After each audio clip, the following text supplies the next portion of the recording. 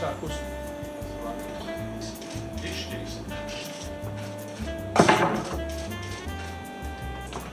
Ir? Tas gan ir skaists. Es šodien lejot laimes izlieju tādu laimi, kas man izskatījās pēc posmkāja, pēc kukaiņa. Un es to tulkoju tā, ka nākošais gads būs cirkcenes gads. Un tas ir tas, ko es Latvijai novēlu. Es novēlu, lai mums ir veselības ministrs nemainīgs, lai viss gads paiet produktīvā darbā. Es novēlu, lai cirkcenes kundzei veicas.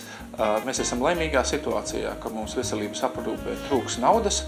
Tas nozīmē, ka mums beidzot būs laiks pievērsties pasākumiem, kuru ieviešana prasa lielu piepūli, bet tā rezultātā mēs iemācīsimies dzīvot pēc līdzekļiem, mēs iemācīsimies viņus nepārtērēt, mēs būsim spiesti gādāt par to, valsts būs spiesta gādāt par to, lai medikamenti Latvijā kļūst lētāki, lai viņi kļūst pieejami sabiedrībai.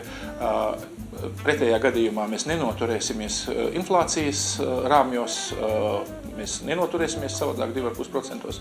Un valsts būs spiesta pati mainīties un gādāt par to, lai patentbrīvo medikamentu reģistrācijas maksas nav par šķērsli zāļu ražotāju masveida ienākšanai tirgu, lai zāļu starpā sākas konkurence. Un tas ir tas, ko es novēlu Latvijai, lai nākamais gads veselības aprūpē ir cirkcenes gads.